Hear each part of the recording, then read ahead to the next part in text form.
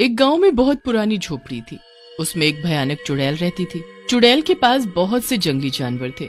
चुड़ैल ने अपनी शैतानी शक्तियों से उन्हें भूतिया जानवर बना दिया था। एक दिन श्यामलाल रात के समय अपने खेत में जा रहा था।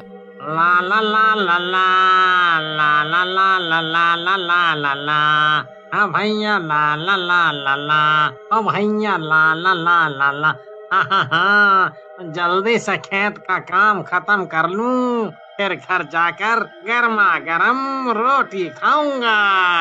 श्यामलाल खेत की तरफ बढ़ रहा होता है कि तभी उसे पीछे से शेर के गुर्राने की आवाज आती है। श्यामलाल पीछे मुड़कर देखता है तो उसके पीछे एक शेर खड़ा होता है। शेर के मुंह से खून निकल रहा होता है, मानो वो भूतिया शेर हो।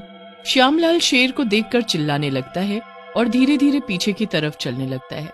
शेर उसे देखकर फिर बहुत तेज गुर्राता है और धीरे धीरे श्यामलाल की तरफ बढ़ने लगता है। शेर को अपनी तरफ बढ़ता देख श्यामलाल भागने लगता है। शेर उसका पीछा कर उसके ऊपर चढ़ जाता है और उसे मारकर चुड़ैल के पास ले जाता है। चुड़ैल उस आदमी को काट कर खा जाती है और हड्डियां शेर के पास डाल देती है। इन सब से मेरा काम नहीं चलेगा। तुम गांव में जाओ और पूरे गांव में आतंक मचा दो और मुझे हर किसी का मांस खाना है। शेर गांव में जाता है। शेर को जो भी लोग दिखते, चाहे वो बच्चा हो, बूढ़ा हो, आदमी हो, औरत हो, वो सबको मार देता और चुड़ैल के सामने ले जाता है। चुड़ैल ये सब देखकर बहुत खुश हो जाती है और अपने दूसरे जंगली जानवर लोमड़ी को भेजती है। लोमड़ी, अब तुम जाओ और सबके घरों को बर्बाद कर दो। लोमड़ी जाती है और सबके घरों में घुसकर लोगों को मार देती है और अपनी शैतानी शक्तियों से लोगों के घरों को जला देती है। गांव में हो रहे हादसे की खबर अगल बगल के गांव में फैल चुकी थी। लोगों ने गांव में आना जाना बंद कर दिया था। एक दिन श्यामलाल का रिश्तेदार मदन लाल गाँव आता है। मदन लाल गुनगुनाते हुए गांव की तरफ बढ़ता है। वो चुड़ैल के घर के सामने से निकल रहा होता है, तभी पीछे से, ए रुक, किधर जा रहा है? अरे सुषमा सही कह रही थी, घर से मीठा खा कर निकलो, नहीं तो रास्ते में कुछ गलत होगा। अरे मोरी मैया, हो ही गया। अरे भाई, क्या चाहिए मुझसे? मुझे जाने दो। जाने के लिए नहीं रोका है मैंने, मूर्ख इंसान। ज्यादा बोलेगी तो हनुमान मंत्र पढ़ लूंगा, भाग जाएगी अभी के अभी। हाँ। हनुमान मंत्र क्या होता है? कोई खाने की चीज है क्या? ले, इसे हनुमान मंत्र नहीं पता? जाने दो मुझे, रास्ते से हटो। नहीं जाने देंगे, हमारा भोजन हो तुम। चीर दूंगा, आगे बढ़ो तो। चुड़ैल के सारे जंगली जानवर धीरे धीरे मदनलाल के को घेरने लगे थे। मदनलाल डर जाता है और उसे कुछ समझ नहीं आता है। अब तो मुझे जाने दो, अब तो मेरा सारा माल खा लिया। तुमको तो नहीं खाया ना?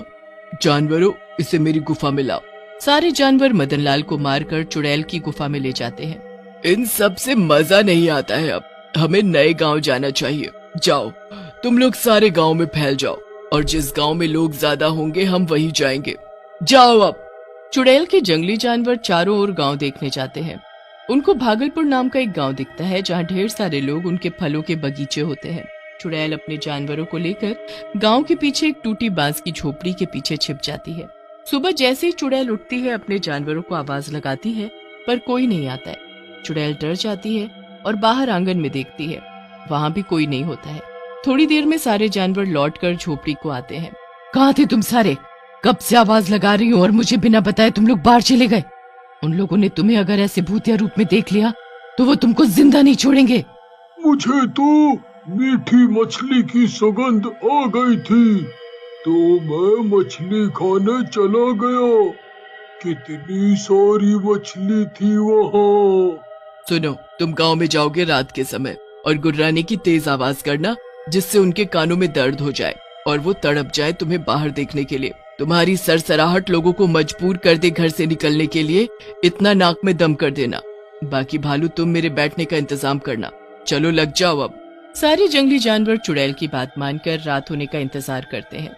रात होते ही धीरे धीरे सारे अपने काम में लग जाते हैं।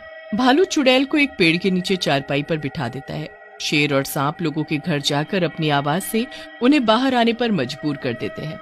गांव वाले चिल्लाते हुए अपने अपने घरों से बाहर आते हैं। तो आ ही गए तुम लोग।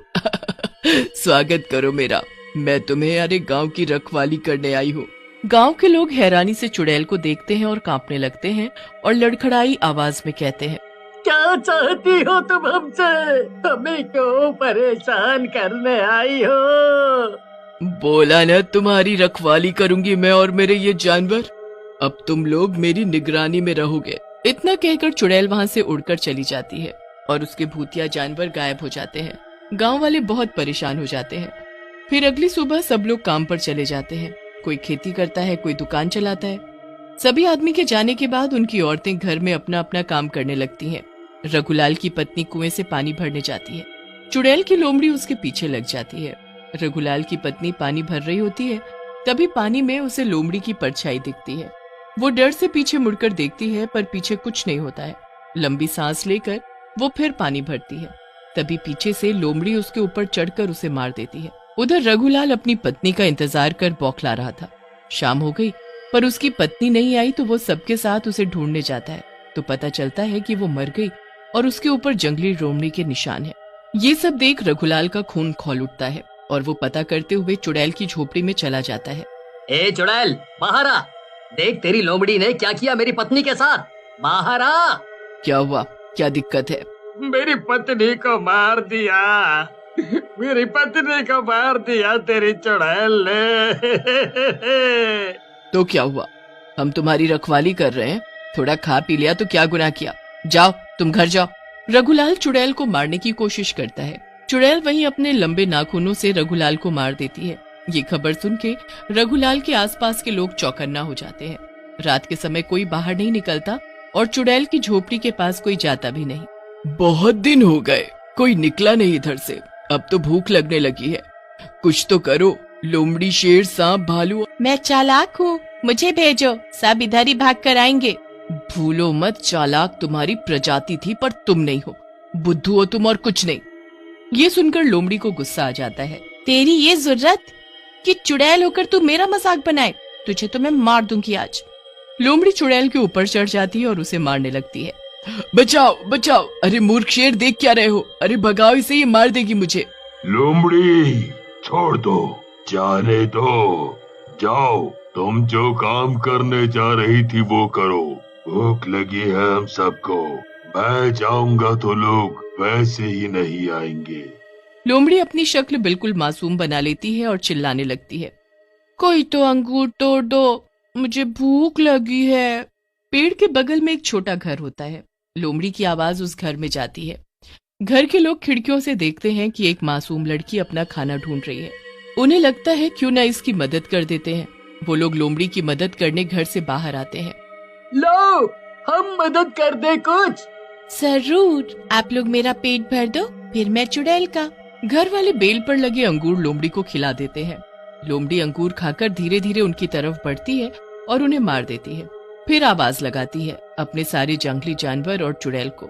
सारे आ जाते हैं। क्या बात है लोमड़ी, तुमने तो आज कर दिखाया, चलो टूट पड़ो।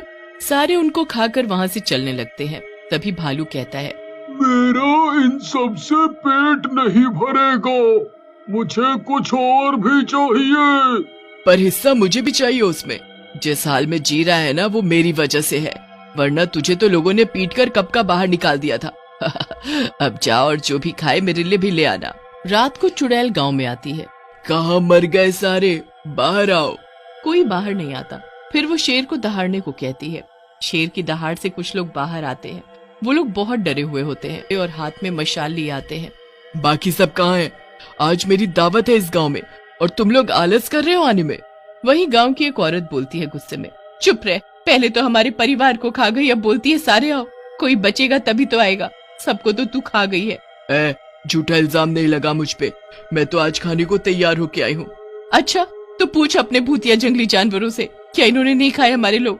पूछ इनसे, क्या ये झूठ है? बताओ, क्या ये सच है जो भी इन लोगों ने बोला? सब चुप खड़े हो जाते हैं। चुड़ैल ये सुन दंग रह जाती है। उसे मन में वही ख्याल आते हैं जब वो इन जानवरों को चिड़ियाघर से चुरा कर लाई थी। चुड़ैल को दुख होने लगता है। चुड़ैल चिल्ला चिल्ला कर सबसे पूछती है। तभी पीछे से वही औरत अपने हाथ में पकड़ी मशाल उस चुड़ैल पर फेंक देती है, जिससे वो जलने लगती है। चुड़ैल चिल्लाती रहती है पर कोई उसकी मदद नहीं करता। उसकी सारी शक्तियां आग में भस्म होने लगती हैं। जानवरों के अंदर से भी सारी शक्तियां निकल जाती हैं और जानवर बहुत कमजोर हो जाते हैं, जिससे लोग उन्हें बांधकर दूर जंगल में फेंक आते हैं।